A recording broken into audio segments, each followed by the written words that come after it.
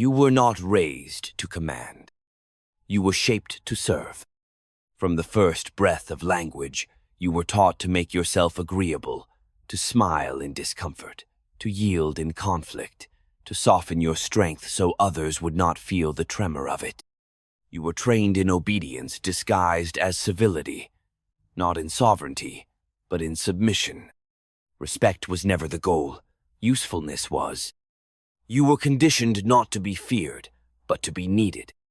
And so you learned to apologize for your clarity, to second-guess your instincts, to wrap your truths in cotton so they would not cut, not realizing that power does not live in kindness unarmed, but in necessity unspoken.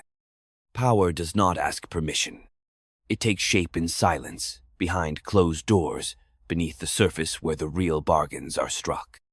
You've been taught to be transparent, but transparency is the tool of the watched, not the watcher. You've been taught to be accountable, but accountability is a leash when not bound by reciprocity. You've been taught to tell the truth, but truth without timing is suicide. There is no virtue in a ruler who bleeds before the knife is drawn. No strength in a leader who mistakes validation for authority. Power is not given. It is seized or it is performed until it is indistinguishable from the real. You were not trained in the art of masks. You were trained to believe the face must always match the heart. But the heart is a liability when exposed, and loyalty cannot be commanded by honesty alone. You want to be respected? Stop trying to be understood. Respect is born not from goodness, but from inevitability, from the sense that you cannot be ignored, cannot be moved, cannot be broken.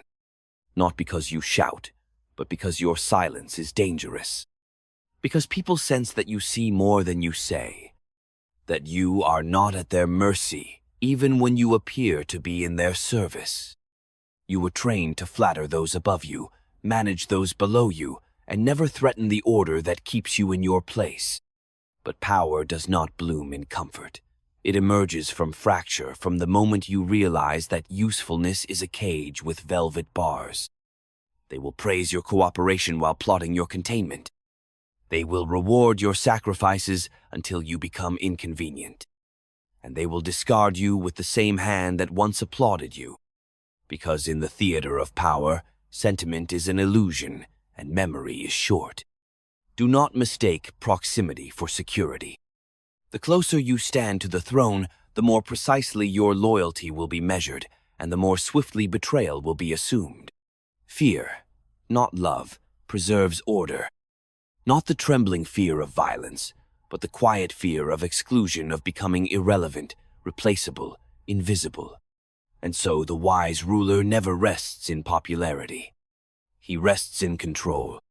Not control of bodies, but of perception. Not through surveillance, but anticipation. Not through force, but inevitability. To be respected is not to be liked. It is to be needed, even when hated.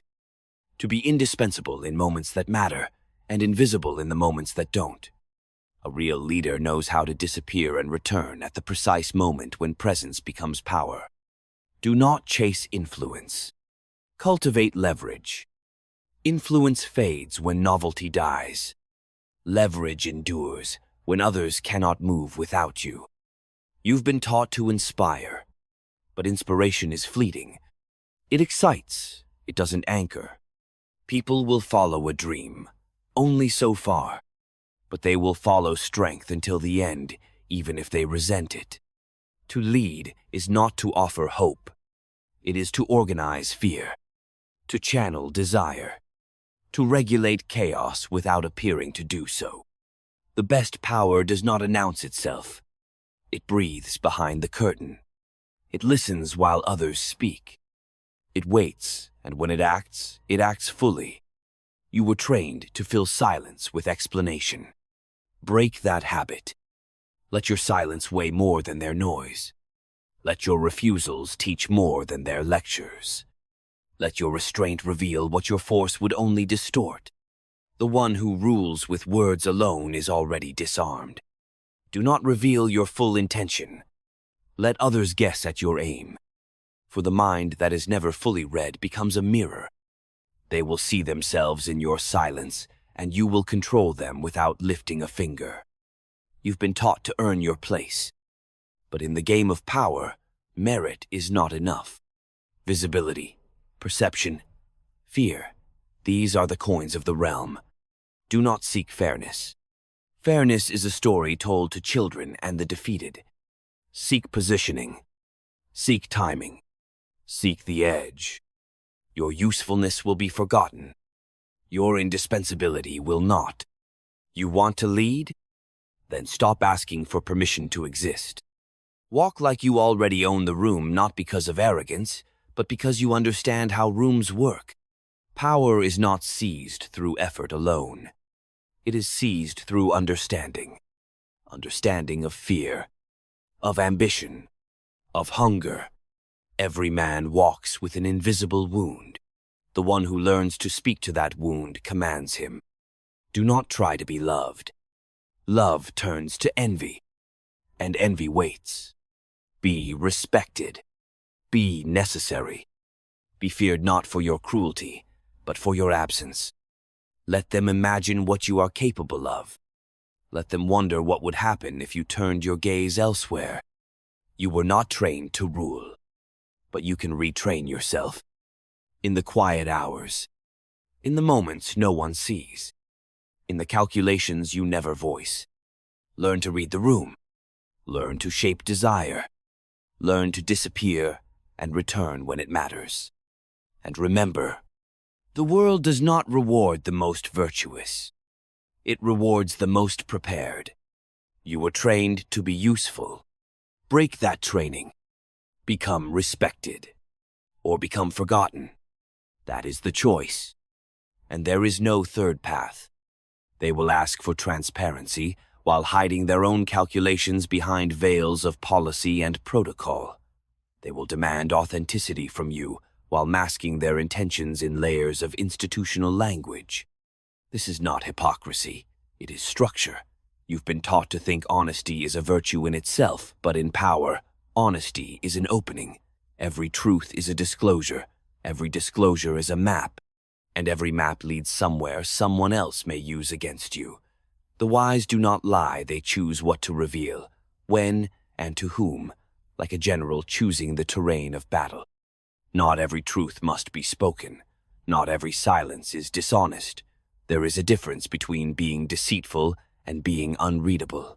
The first invites contempt. The second commands respect. You must understand the geometry of perception. In politics, the truth does not live in facts, but in frames. The same gesture can be seen as noble or manipulative, depending on the context you control. The same action can be betrayal or strategy, depending on who holds the narrative. Do not fight to prove your innocence. Fight to control the lens through which your actions are seen. The crowd does not remember details, it remembers impressions, and impressions can be sculpted. Sculpt them. That is not deception, that is survival. If you wish to rise, study failure, not in books and people. The fallen carry lessons carved into their silence. Look at those who were once admired, now forgotten. Those who were once indispensable, now replaced. They were too eager to be loved, too proud to be feared, too slow to pivot, too open with their ambition. The world does not hate ambition. It hates visible ambition without tact. The leader who ascends is the one who moves like water, adapts, flows, and wears down the stone not with force, but with persistence. To endure in power, you must become fluent in human contradiction. People do not want the truth. They want reassurance, but they also crave strength. They want to feel protected, but also to believe they are free. You must give them the illusion of choice, while narrowing the path so subtly they follow the one you planned. Offer them reasons to obey that feel like reasons they chose. Let them mistake your calculation for consensus. Let them believe they arrived at your conclusion on their own. The best chains are those worn proudly. There is no nobility in being the only honest man in a room of predators. That is not integrity. That is negligence. A true leader does not announce his virtue. He uses it sparingly, like fire in winter. Enough to warm the room, not enough to burn the house. Show your values only when they serve your aims. Do not wield them like shields. Shields can be taken, they can be broken. Wield your silence instead, your stillness, your patience. In a world that worships noise, restraint is power. You will be betrayed, if not today, then tomorrow. Betrayal is not an accident, it is the cost of proximity. Those closest to you know where the softest places are. They know where the armor ends. Expect betrayal not as a tragedy, but as weather. Prepare for it. Anticipate it. Let no betrayal find you unguarded. And when you strike back, do not do so in anger. Strike like the frost, sudden, irreversible, quiet. Let your retaliation become a lesson, not a spectacle. That is how memory becomes armor. Those who lead with emotion burn quickly. Those who lead with calculation endure. Emotion is a fire, it illuminates, but it blinds. It consumes. Calculation is the ember, quiet, patient, enduring. Build your decisions like fortresses, not for today, but for the siege that has not yet begun. The storm always comes, and when it does, you will not rise by what you feel. You will rise by what you prepared. Do not ask whether you are good. Ask whether you are effective. Ask whether your presence bends outcomes, whether your silence carries weight, whether your withdrawal creates imbalance. A true ruler is not the one who speaks loudest, but the one whose absence shifts the room. Become that absence. Let people fear your silence more than they trust another's voice. The hunger for control is not shameful. It is natural. It is what built civilizations, conquered empires, wrote history in blood and parchment. What matters is how it is tempered. Not denied, but honed. A wild flame consumes. A focused flame shapes steel. Control your need for control. Direct it. Use it. Do not become its servant. Become its master. The world rewards the appearance of virtue more than virtue itself. Understand this. It is not enough to be just. You must be seen to be just, at the right moment, by the right eyes. You must know when to appear merciful, and when mercy is weakness. When to appear generous, and when generosity signals vulnerability. The theater of politics does not demand authenticity, it demands consistency in illusion. Master this theater. Do not despise it, use it. Because the people remember not who you were, but how you made them feel, and feelings are shaped by spectacle. Most people follow because they are afraid to lead. They fear the burden, the exposure, the responsibility. They prefer the safety of following someone who appears certain, even if that certainty is a mask. Do not waste your energy proving you are right. Prove you are inevitable. Certainty, real or performed, is magnetic. People are drawn to those who walk like they know where they're going. Even if the destination is unknowable, walk with that certainty. Let them follow. The path to leadership is not a ladder, it is a battlefield. Every step forward is taken from someone else. Every gain must be defended, and every defense invites challenge. If you seek peace, do not seek power. If you seek approval, do not seek leadership. Power is not peace. Leadership is not applause. It is exposure. It is isolation. It is decision under fire. One day, you will face a choice where all options are wrong, where every path costs something: your reputation, your alliances, your soul. In that moment, you will understand that leadership is not about being right. It is about absorbing consequence. About standing in the fire so others don't have to, or pretending to, so they believe they are safe. Either way, the fire is yours. That is the cost. That is the burden. That is the throne. There will be moments when you are surrounded, not by enemies, but by allies whose loyalty is conditional, whose smiles are transactions, whose support is as deep as your current utility. Do not be deceived by their praise. Do not anchor your position to their affection. Their allegiance is not to you, but to the momentum you represent. The moment your rise stalls, they will drift to silence, to neutrality, to your rival. This is not betrayal, it is gravity. Power attracts, power also repels.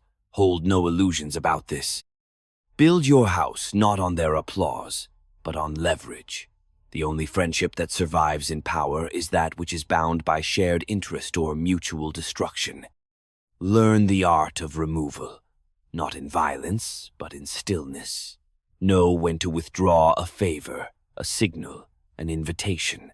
The absence of your gaze can be more punishing than 1,000 accusations. The exclusion from your plans more painful than open hostility. Those who cross you should not be punished in noise, but in omission.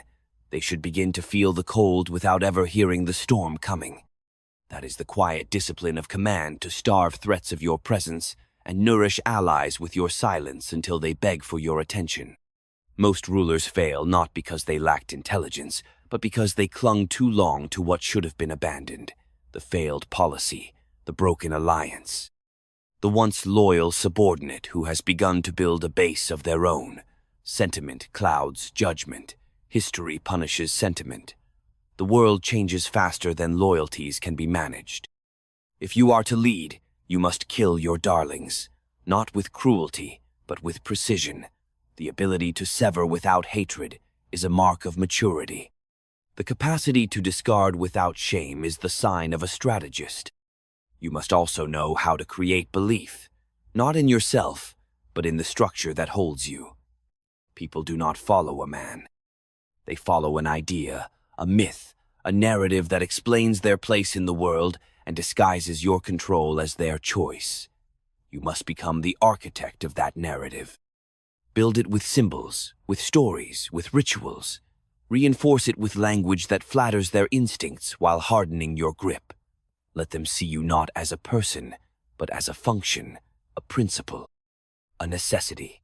When they cease to see you as optional, you will no longer need to shout. The system will do it for you. Remember this: no structure lasts forever. The moment you believe your throne is untouchable, it begins to erode. Arrogance invites exposure. Entitlement invites resentment. Rotate your power. Rotate your presence. Never be fully visible. Never fully predictable. Leave space for speculation. Let your absence create a hunger for your return. Even God retreats behind silence, and from that silence springs faith. You must learn this rhythm: presence, absence, command, retreat, visibility, shadow. That is how empires endure. Study your enemies more than your allies. Your allies will not show you the boundaries of your influence, your enemies will. They will probe where you are weakest, where you are slowest, where you are most distracted. Each attack is information, each opposition is a mirror. Do not waste your hatred on them. Weaponize their ambition. Let them reveal the terrain. Let them make the noise. Then move in silence, where they cannot see. You have been told that justice is about balance, but balance is not equilibrium. It is control. It is the deliberate weighting of scales in a direction that suits your outcome. Do not wait for justice to appear. Define it, enforce it, wrap it in language that serves your narrative, and deliver it in moments that reinforce your inevitability. People will accept harshness if it feels consistent. They will accept loss if it feels fair. But they will never accept unpredictability. Be sharp, but be clear. Be feared, but be understandable. The terror that cannot be named becomes chaos. And chaos eats the throne. You were not trained for this, but you can retrain. Every instinct you suppressed, assertiveness, watchfulness, control, must now be honed. Every lesson you were taught about vulnerability being strength must be tested against consequence. Vulnerability is not strength if it costs you your position. It is only strength when it is deployed with calculation, when it is performed at moments that serve to disarm, to redirect, to humanize without weakening. Do not bare your soul to the mob. Offer them a shadow of it, enough to believe you still bleed, but never enough to let them see where to cut. Every throne rests on a lie, not always a malicious one. Sometimes it is simply the illusion of permanence. the fiction of control, the fantasy of order. You must protect that lie, not out of deception, but out of necessity. Civilization itself is built on layers of these illusions: law, borders, identities, hierarchies. If you strip them all down, the naked truth is unbearable. Power is the keeper of these illusions. It must adapt them, edit them, renew them, or collapse with them. Be wary of those who speak often of truth, especially in politics. The more one clings to truth as a banner, the more likely it is they seek to use it as a weapon. Truth in politics is rarely pure. It is always positioned, always filtered through the prism of need, timing, opportunity. If you must use truth, use it like a scalpel, not a sword. Cut precisely, quietly, never emotionally. You will face moments where silence is the only power you have left. Do not squander it. A well-timed silence can do what no speech can. It can allow your enemies to overreach, your allies to fill the vacuum, your rivals to guess wrong. In silence, your shape becomes undefined. And the undefined is dangerous. Never clarify too quickly. Mystery is not weakness, it is a tool. The game you are playing is not fair. It never has been. But fairness is not the point. Survival is. Continuity is. Influence is. Do not fight to level the field. Fight to understand it. Once you understand it, you can bend it. Once you bend it, you can rise. But rise carefully. Rise knowing that every summit you reach becomes visible to those waiting for your fall. Rise with one hand on the ladder and one hand on the knife, because even your ascent invites challengers, and even your victories become targets. And when you reach that moment when you sit where others dreamed of standing, when your presence is felt in rooms you do not enter, remember that power is not kept by the same means through which it is won. The conquest is loud, the maintenance is quiet. Conquest demands ambition, maintenance demands paranoia. Never confuse the two. Never stop watching the horizon. Never believe the war is over. Power is a living thing. It must be fed, fed with attention, fed with adaptation, fed with the cold discipline of control. There is no peace at the top, only balance, only vigilance, only the quiet hum of systems working beneath your gaze, and the knowledge that if you look away too long, they will stop. You must choose this life, knowing that respect comes not from being seen, but from being understood as necessary, not from being adored, but from being endured. That is your inheritance. That is the price. That is the throne. And if you are ready, then walk forward, without apology, without illusion, without fear. And as you walk, understand this. You are not walking into clarity, but into layers. Every level of power peels away another simplicity you once held dear, the moral certainties. The tidy lines between right and wrong, the childhood beliefs in fairness, in reward through merit, in virtue being its own justification, all dissolve under the weight of real decisions. Leadership does not deal in absolutes, it deals in dilemmas. The greater good is often purchased with invisible costs. Every choice is a negotiation with consequence, and every clean solution is an illusion sold by those who've never held responsibility. You will be forced to weigh lives like numbers. You will sit across from people and know they are lying, but smile and shake their hand because the lie serves a larger outcome. You will see the weak praise you not because they respect you, but because your shadow reaches further than your name. You will realize that being right is meaningless if you cannot impose it. That being good is worthless if it cannot endure pressure. The world does not obey justice. It obeys pressure, consistency, direction. To rule is not to inspire constantly. It is to contain entropy, to maintain coherence in a system that is always slipping toward fragmentation. You will become the spine that holds it upright, the weight that keeps it grounded, the silence between the notes that makes the music possible. That means sacrifice. Not of blood, necessarily, but of ease, of comfort, of the luxury of not knowing. You will carry knowledge that others are spared, the backroom truths, the unpleasant trade-offs, the faces behind the masks. And they will judge you for it, not knowing what you withstood, not knowing what you withheld. That is the paradox of rule.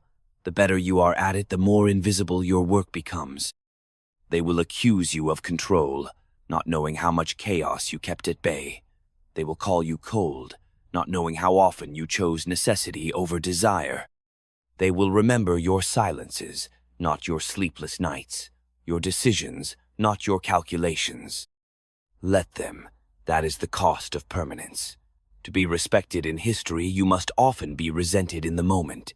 The public remembers image, but the state remembers results. Do not become addicted to being liked. It is a poison to judgment. Every leader who tailored his decisions to applause eventually fell not because he lost his way, but because he followed too closely the echoes of the crowd. Lead from above the noise.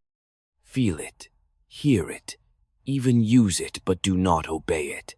The crowd does not know what it wants. It wants strength in one breath, softness in the next.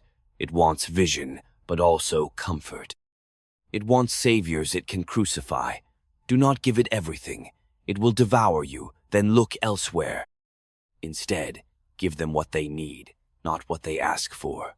Feed them stability cloaked in rhetoric. Feed them purpose wrapped in spectacle. Feed them order wrapped in choice. Let them believe.